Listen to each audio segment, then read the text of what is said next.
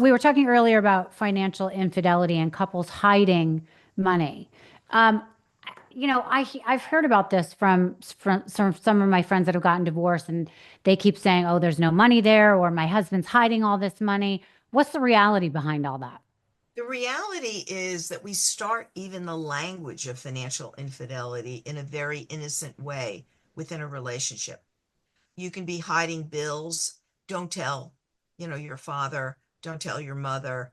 Um, I've seen a zillion women go out, buy something for their kid, and say, I'll buy it for you, but don't tell your father. Oh, right, right, yeah, So it starts with dishonesty. And then in a lot of cases, and with a lot of your friends, all of a sudden they wake up and find out he has accounts in Nassau. He's hiding stock. He hasn't told me about the business. And it could be positive or negative. It could be if you could be signing joint tax returns and all of a sudden find out that he owes tons of taxes. Well, if he owes tons of taxes and you've signed a joint return, guess what? The IRS will go after you too.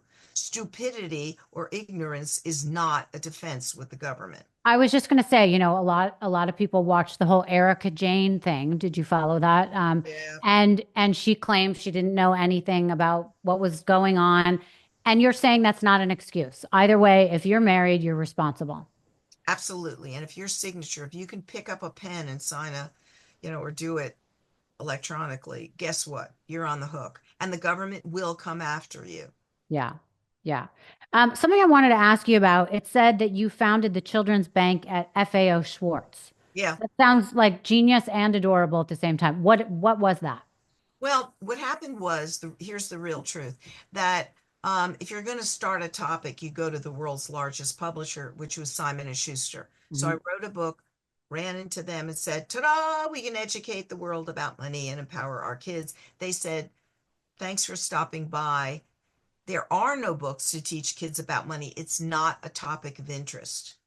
So, I made it outside before I burst into tears carrying my manuscript. And then I walked a couple of blocks and I said, "Oh, come on, put your big girl panties on. They need proof of concept." So that's when I thought of opening a real bank for children to show the market that it was something that was really important. And FAO Schwartz in those days was the coolest toy store in New York City.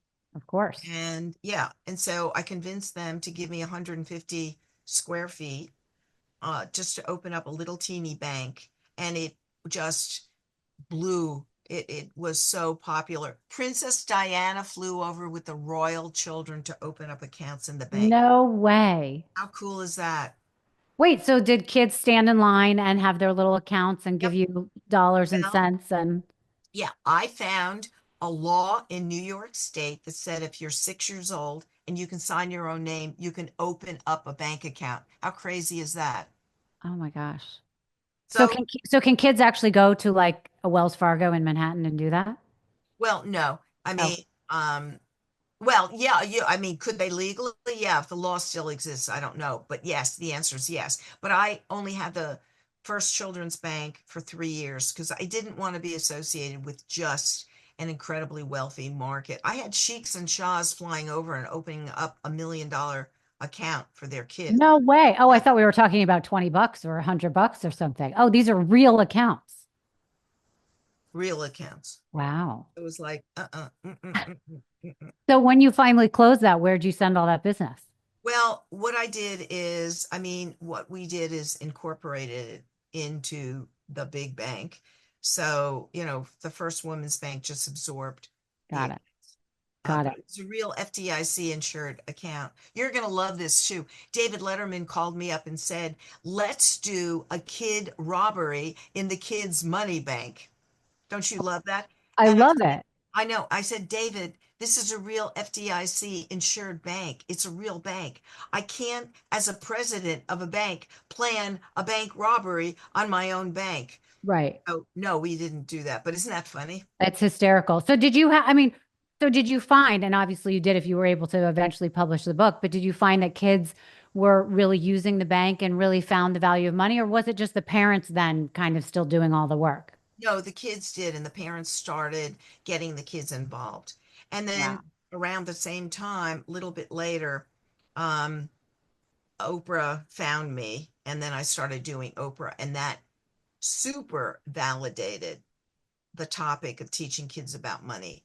I mean, I sold millions and millions of books because Right. people, parents said, you know what, we need to do this. How did Oprah find you?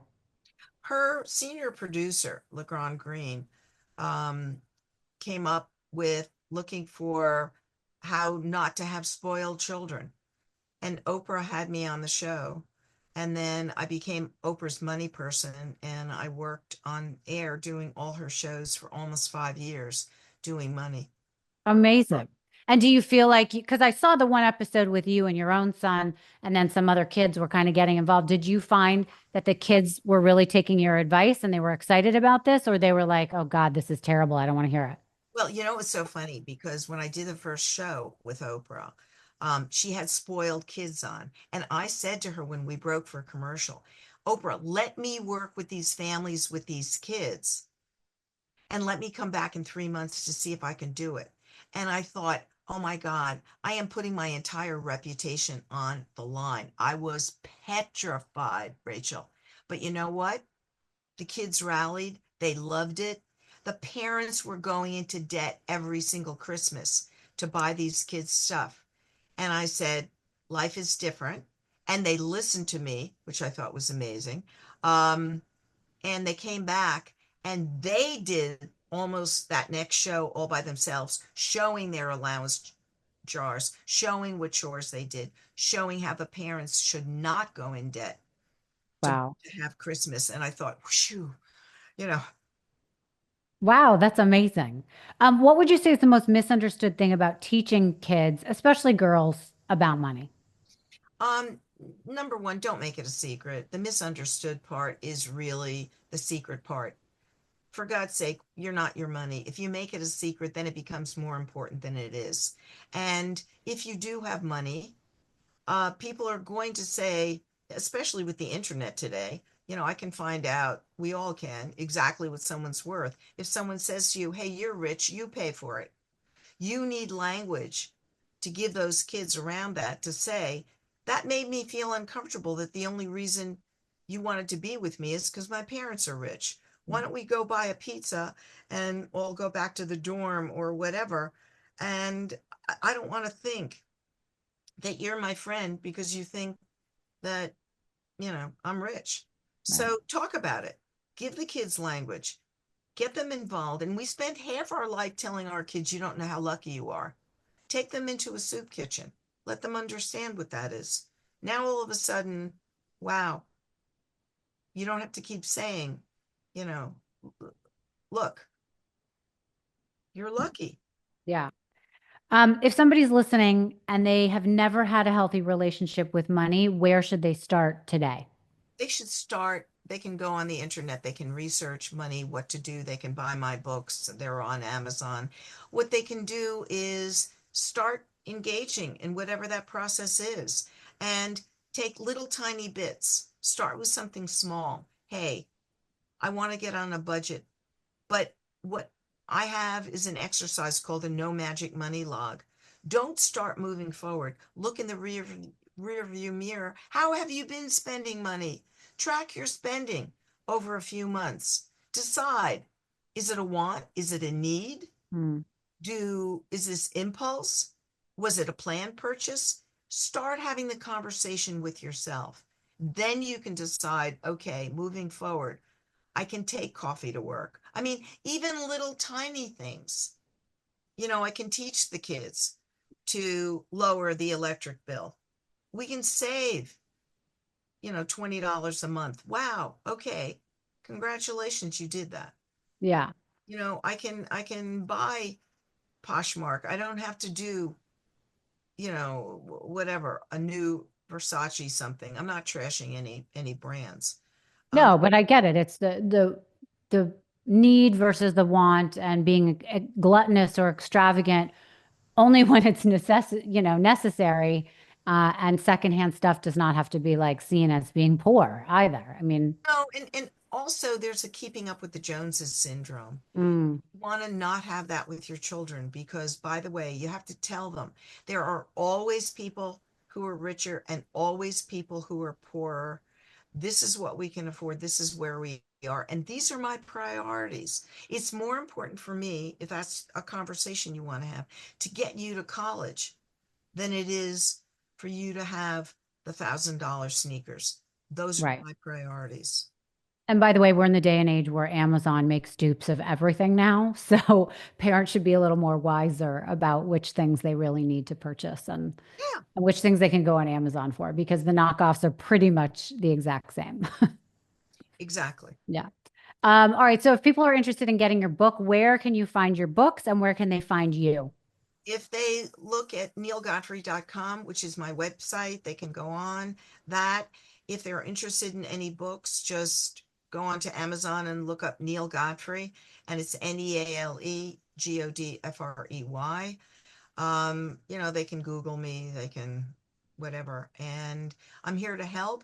I give speeches, I talk to people, I write books. I'm out there. Do you have any speeches coming up? Um, Actually, I just came back from Kansas, but I work with also wounded veterans out Hmm. of a program called VWise out of Syracuse University. I'm going to Tempe, Arizona in a few weeks, and then the next speech is in Dubai. Oh, wow. So I go all over the world. Yeah. Amazing. All right. Well,